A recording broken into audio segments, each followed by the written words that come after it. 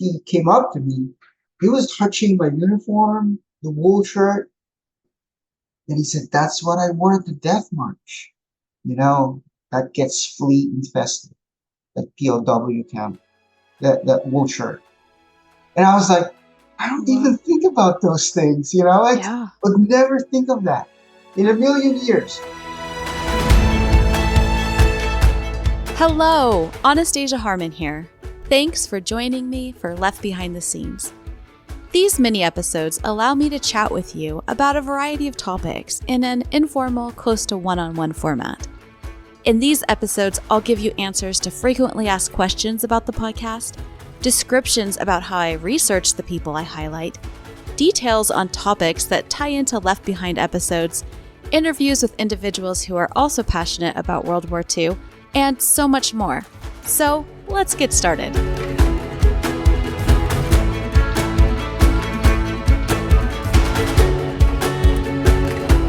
One of the many things I especially enjoy about creating Left Behind is the opportunity to get to know some very interesting people within what I call the World War II in the Philippines community.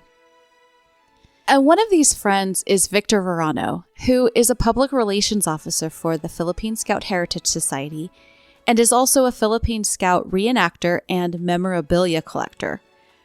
Victor is always sending me the coolest pictures of the memorabilia he's obtained or pictures of him with various Philippine Scout veterans or at reenactments. And he's also suggested POWs I should highlight for a few Left Behind episodes. Now, the Philippine Scout Heritage Society was started by veterans of the Philippine Scouts in the early 1980s as a veterans organization and as a way to preserve the legacy of the U.S. Army's Philippine Scouts for present and future generations. Now, as the vets have passed away, family members and others, like me and you, are continuing the organization's preservation work to keep the Scouts' memories alive. The reason I bring this up is their yearly conference is coming up April 10th through 14th, 2024, in Houston, Texas. It's actually a joint conference with the American Defenders of Bataan and Corregidor Memorial Society, which is a similar organization. And I'm excited to announce that I'll be speaking at the event on Friday, April 12th. I'm particularly excited about the keynote speaker. His name is John Bradley. As a child, he was imprisoned by the Japanese at the Santo Tomas civilian internment camp in Manila with his parents. So it will be interesting, if not amazing, to listen to his firsthand account of that experience. There will be other speakers and presentations throughout the several days of the conference, especially on Friday and Saturday. So if you find yourself in Houston, come on down and join the conference. I put a link in the show description with information about the event and registration.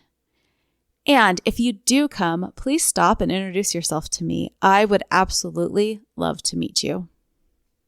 In honor of the upcoming event, I recently sat down with my friend Victor Verano to talk about the Philippine Scouts, from his work as a Philippine Scout reenactor to the Scouts' critical role on Bataan during the war, and to Victor's relationships with the Philippine Scout veterans themselves. Something I particularly appreciate about Victor is his passion for keeping the Scouts' memories alive, and I think you'll appreciate that passion as well. So let's jump in. Victor, let's chat about the movie you made. Well, it's not really a movie. It's a trailer to a movie that we were playing around with and hoping that someday could be shot and filmed. So I was with a few reenactor friends in the Philippines this past summer, 2023. We go to the Philippines usually every other year. And every time I go, I would usually explore a battlefield, go to Bataan or elsewhere that, I've read about and I'm interested in hiking or checking out, because you read it in the books and it's all in your mind, and I want to check it out. Last year, I decided, well, I want to go on a trail ride around Fort Stotzenburg, Clark Air Base area. Fort Stotzenburg is a big U.S. base even before the war. It was the home base of the 26th Cavalry, one of my favorite units. I knew many of the veterans who served in that unit. They have this series of pictures, pre-war pictures, taken by Carl Maidens from Life magazine. And amongst history buffs and reenactors, that's a series of famous pictures for us. I wanted to go to that area where they were training, where you could see them riding the horses. They had the scout cars, the armored cars, and trucks crossing the river. I wanted to check that out. So I was telling my friends in the Philippines about my plan. Hey, I want to go there, and they had this idea of, hey, what if we take pictures and film reenactment videos of us doing cavalry stuff, just like in the pictures?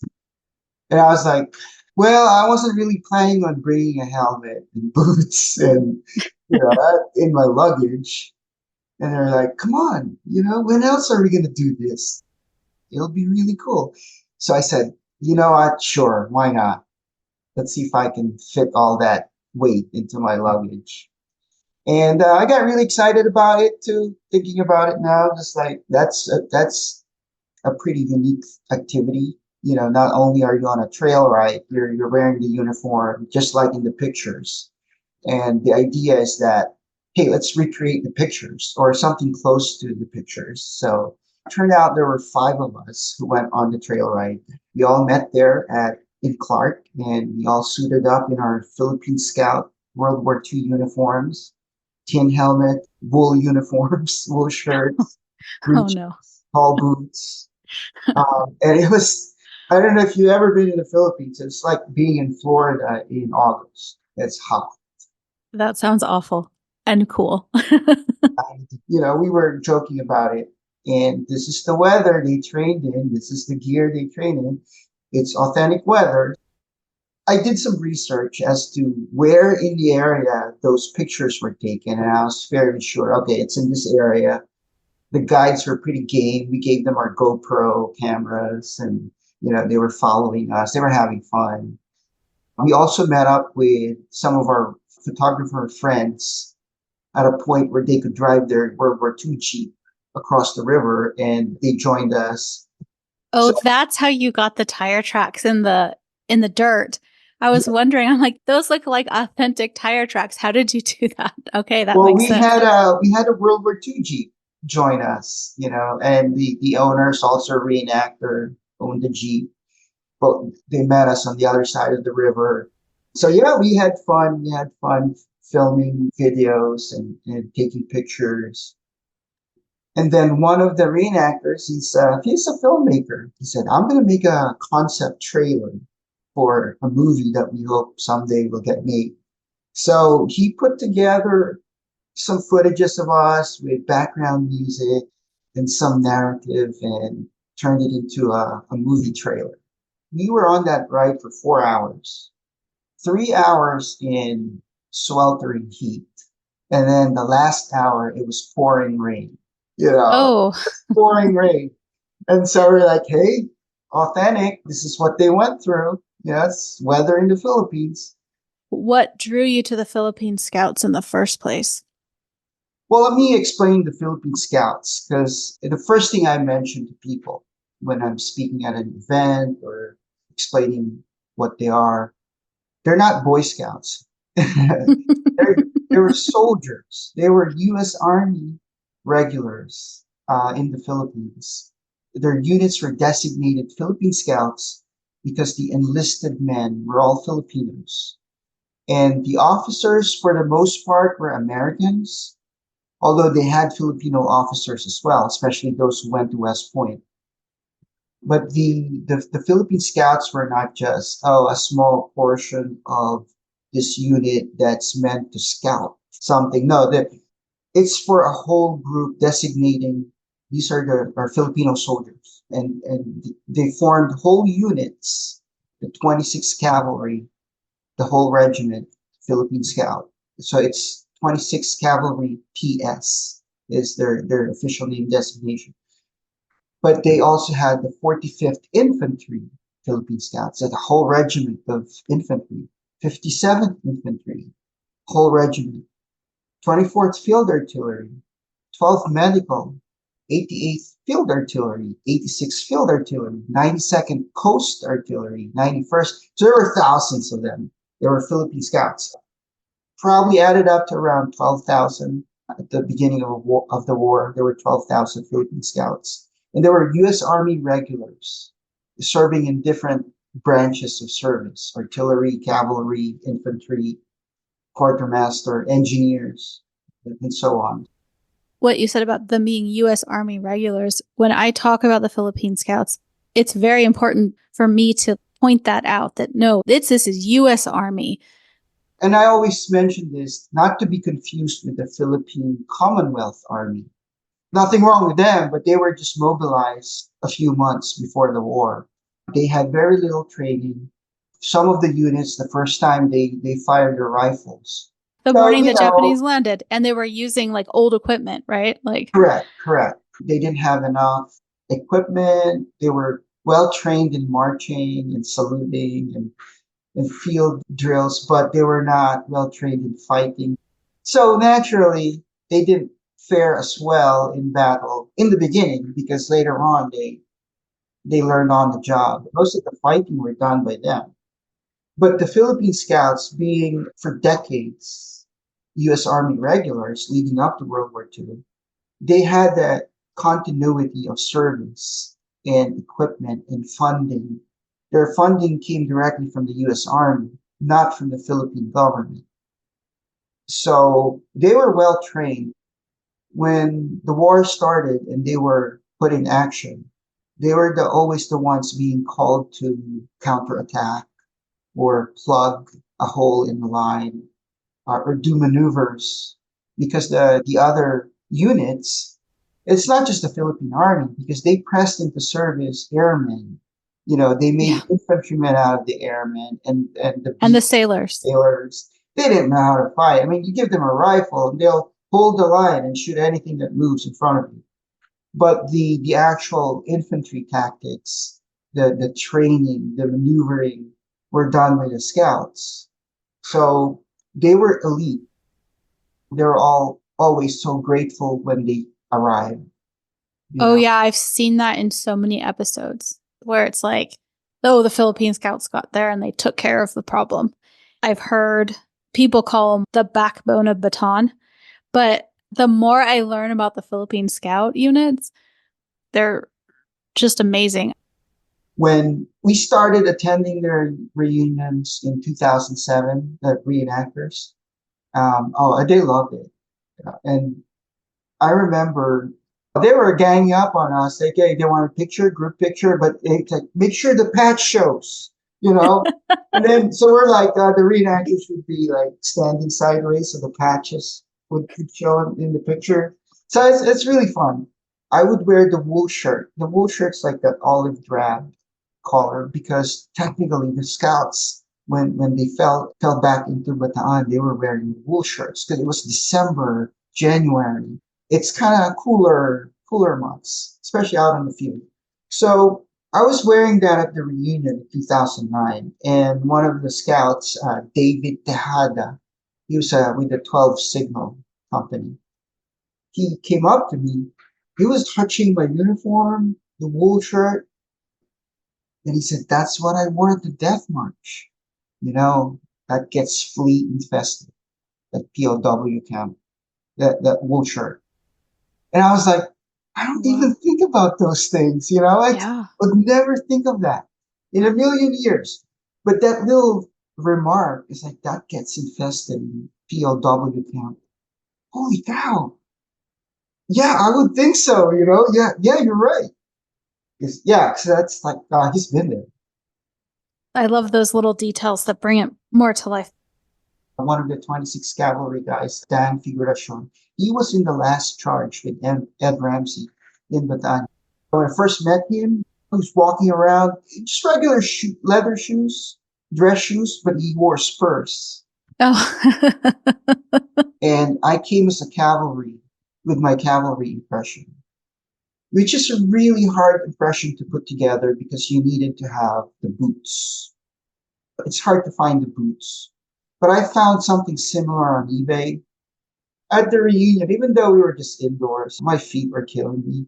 And I sat down and trying to adjust the laces. Let's try to put it back on. And I was very slow with it. And he was almost giggling. And he was talking to another scout. It's like, he's going to get left behind. You know, if the bugle calls, boots and saddles, he'll get left behind. And the other guy was laughing too. Didn't you say that that picture of him playing with cavalry toys are your Oh, toys yeah. or something like that? I'll put that Yeah, online too. that's part of my hobby. I'm always on the lookout for possible 26th Cavalry figures because there's none to be had. You got all kinds of toy soldiers, but there's nothing that could pass for Philippine Scouts, and especially 26th Cavalry. There's just none to be had. Well, I found something online and I bought it, painted it, and I brought it as part of my display at the reunion. And so he would be playing with the figures and lining them up accordingly, showing us how they, the formations. Because he would also be explaining to us, this is our formation. The troop commander would be here. The bugler would be here. So yeah, so he was having fun with them. I took a picture. The veterans I've become really good friends with. One of them was Felipe Fernandez. He was really, for a 90 plus year old, he was really good with computers. He would type his memoirs in a Word document. He would email them to me. And his birthday's in August. I thought, hey, maybe it'll be a good birthday gift for him if I turn this into a bound book and then I'll add our pictures together and the pictures he sent me. Oh, it was the best birthday gift. He was so happy that he can I have more. Because he wanted to give them out to his family. That was fun. Something I think is so interesting about the 26th Cavalry is that it was the last horse mounted cavalry of the U.S. Army. In 2009, the 25th anniversary of the Philippine Scouts Heritage Society, we had it in Long Beach, California. And because being the 25th anniversary, there's so many of them that went. Probably like 25, 30 scouts were there. And I was in charge of the programming. And I scheduled a panel talk by the veterans. And it just so happened that those who said yes, yeah, sure, I'll be in the panel were all 26 cavalry vets. Three of them. So Felipe and Ramsey, Dan Figuracion. Because Dan is a pretty jolly guy. He's all smiles, very, very warm and happy. But one time I saw him actually, like reliving. They were cut off when they retreated to Bataan in Laya or in Kulis, the first line of defense. They were not on the main line. They were like left most of the line with the 31st Infantry holding the line, the American 31st Infantry. They were at the farthermost end of the line and they didn't get the order to retreat, right? And they were cut off. There's only one road and it was already occupied by the Japanese. They had to go cross country. And this is like, we're talking about deep ravines, rough country to get over back to friendly lines. And they couldn't ride their horses. They had to lead them. This really steep trails. They were so hungry. They were so tired. He was talking about this at the panel. They were so hungry that one of the mules or horses that couldn't stay up, like it fell uh, Mm-hmm. and was very severely injured from a fall because of the ravines. Well, they couldn't do anything for that horse, right? And they decided to eat the horse, right? And of course they couldn't cook. The smoke would give away their position, the fire, Yeah. they had to eat it raw. Oh my gosh. And so he was choking up while talking about that. Yeah, they were all like looking at the vets. Oof. Somebody Well, bring a tissue, to the table. I would be pretty awestruck to have met these guys before they all passed away. And it feels like in the last 10 years, especially, the last have passed. And it's sad. I'm actually kicking myself for not being involved earlier, but I just couldn't because of, yeah, I just had other priorities at that time. And I'm glad to catch the tail end of it. And that's a lot even. So just try to take videos and pictures and tell their stories. But just to preserve that moment. And that's something Victor and I, and probably you, have in common. We're preservers at heart, trying to keep alive the memories of the men and women who sacrificed so much on those Bataan battlefields. 10 Left Behind episodes have focused on the Philippine Scouts, including telling the stories of 3 veterans who Victor mentioned in this interview: Dan Figuracion, Felipe Fernandez, and Ed Ramsey. I've put links in the show description to all 10 of the Philippine Scout episodes. Their stories truly are incredible and include those of Alexander Nininger, who was the first person to receive the Medal of Honor during World War II, Jose Calugas, who is the only Filipino to win the Congressional Medal, Willibald Bianchi, who's the third and final man on Bataan to receive that honor, and a few months later, I followed up his episode with the story of Jim Daly, who was Bianchi's best friend on Bataan. And that's just to name a few others. So like I said, I'm going to put links to all the Philippine Scout episodes in the show description so you can check them out at your leisure. And don't forget to look for the links where you can get more information and register for the Philippine Scout Heritage Society Conference, which is coming up April 10th through 14th in Houston, Texas. Also, this interview was part of my longer conversation with Victor Verano about his role as a historical reenactor. And I'm excited to share more of his story and his work in a few weeks. In the meantime, that's Left Behind the Scenes for today. Be sure to like and subscribe so that you're the first to know when I drop next week's episode, which tells the story of what happened in the first days after Corregidor's fall. Have a fantastic week.